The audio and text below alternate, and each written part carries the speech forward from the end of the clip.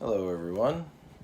Today I thought I'd do something quite different that I've never done on my channel before, and that is to share with you a little forbidden contraband. This book has been in the news recently as one of the banned, terrible, Dr. Seuss books that is not good for children.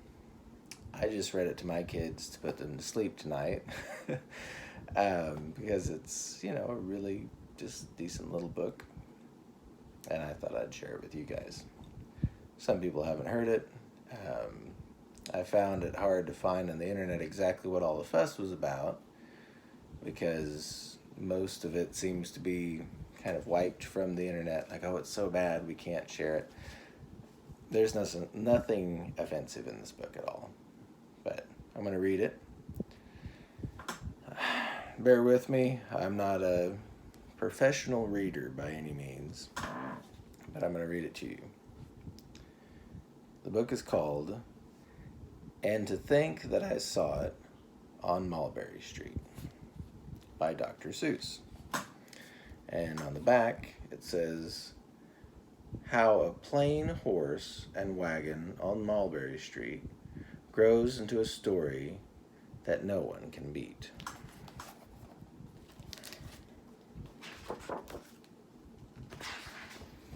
And to think that I saw it on Mulberry Street.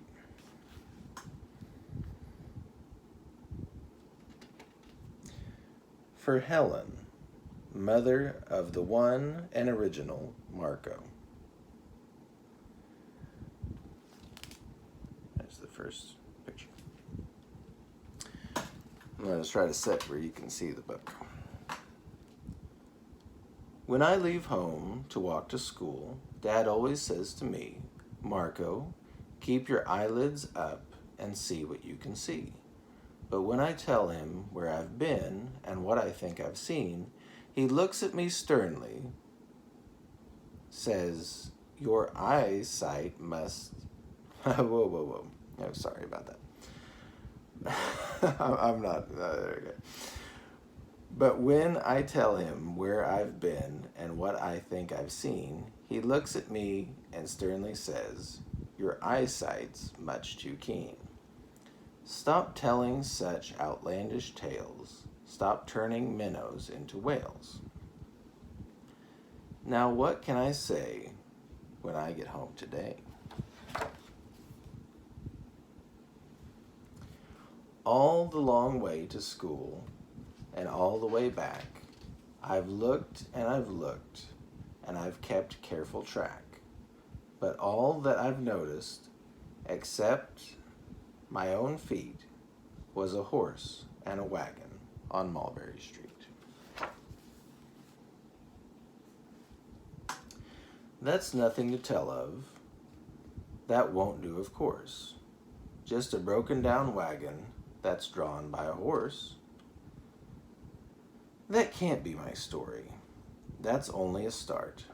I'll say that a zebra was pulling that cart.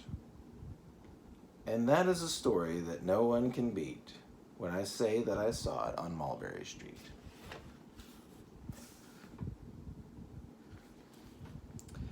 Yes, the zebra is fine, but I think it's a shame. Such a marvelous beast with a cart that's so tame. The story would really be better to hear if the driver I saw was a charioteer. A gold and blue chariot, something to meet, rumbling like thunder down Mulberry Street.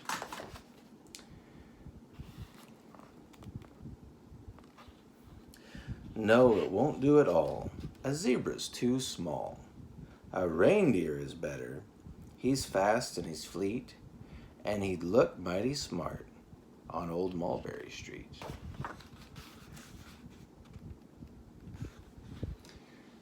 Hold on a minute, there's something wrong.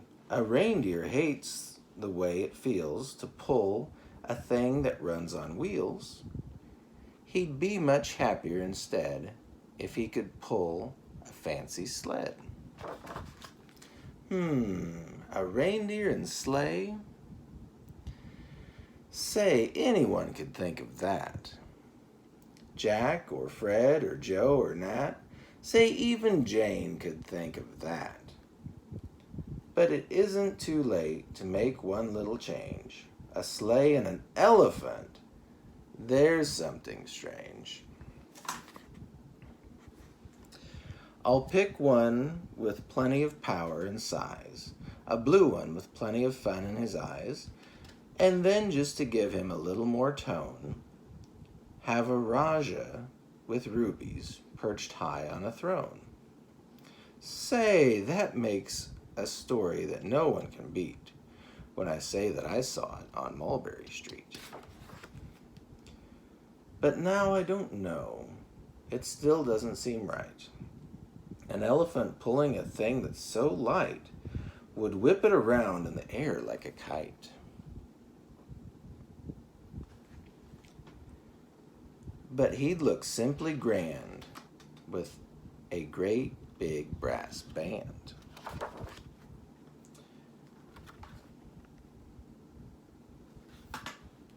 A band that's so good should have someone to hear it, but it's going so fast that it's hard to keep near it. I'll put on a trailer. I know they won't mind if a man sits and listens while hitched on behind. And now it is fair. Is it fair what I've done? I'll bet those wagons weigh more than a ton. That's really too heavy a load for one beast. I'll give him some helpers. He'll need 2 at least.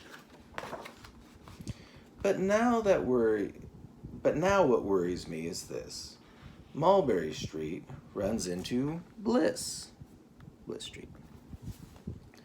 Unless there's something I can fix up, there'll be an awful traffic mix-up.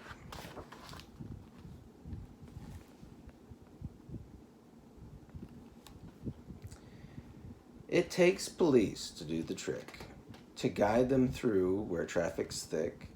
It takes police to do the trick. They'll never crash now. They'll race at top speed with Sergeant Mulvaney himself in the lead. The mayor is there, and he thinks it is grand, and he raises his hat as they dash by the stand. The mayor is there, and the aldermen too, all waving big banners of red, white, and blue. And that is a story that no one can beat when I say that I saw it on Mulberry Street.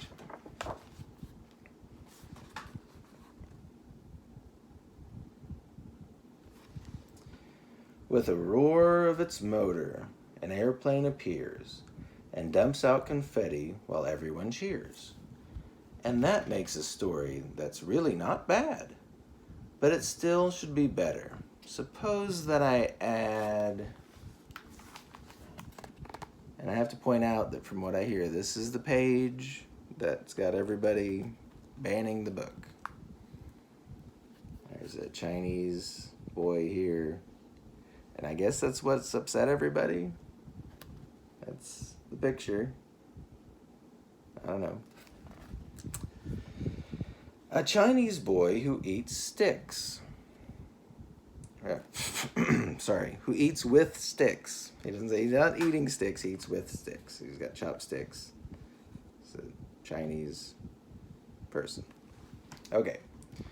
So he's adding some stuff, and he adds, a Chinese boy who eats with sticks, a big magician doing tricks, a 10-foot beard that needs a comb, no time for more, I'm almost home.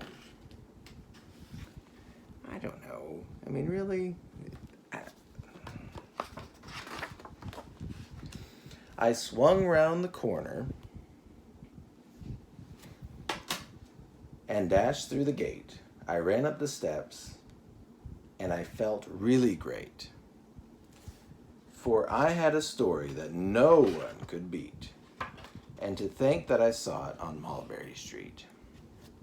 But Dad said quite calmly, "Just draw up your stool and tell me the sights on the way home from school." There was so much to tell, I just couldn't begin. Dad looked at me sharply and pulled on his chin. He frowned at me sternly from there in his seat. Was there nothing to look at, no people to greet? Did something excite you or make your heart beat? Oh, did nothing excite you or make your heart beat?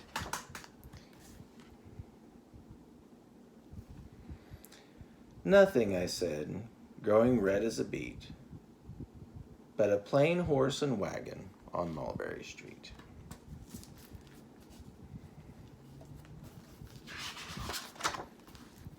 And boys and girls, that is the end of the book. And to think that I saw it on Mulberry Street. I just can't hardly believe that there's anything that offended anybody in that book. What struck me when I read it tonight to my kids was that it actually has a moral to the story, whereas a lot of Dr. Seuss books don't. In this book, the moral to the story, what I get out of it is that it's not good to lie or to tell fibs to make things bigger than it is.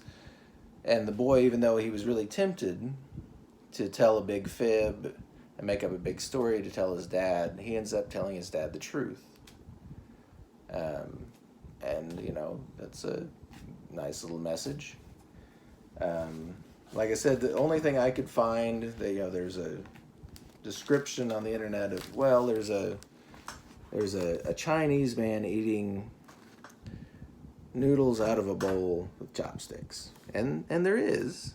He's right there. There's also a magician pulling stuff out of a hat. There's, I guess those are giraffes, but they're not drawn particularly well. Like everything in Dr. Seuss books. I mean, there's a old white guy with a really long beard. I don't know. I mean, there's really nothing. There's a Raja sitting on these, he's been riding this elephant the whole time. But, it's a book with some diverse characters. I mean, what was Dr. Seuss supposed to do? Just only have white people in his stories? I mean, it's ridiculous. It's a perfectly nice little book. And, I don't know, it's just absolutely ridiculous. So, I don't know. Take it easy. Bye.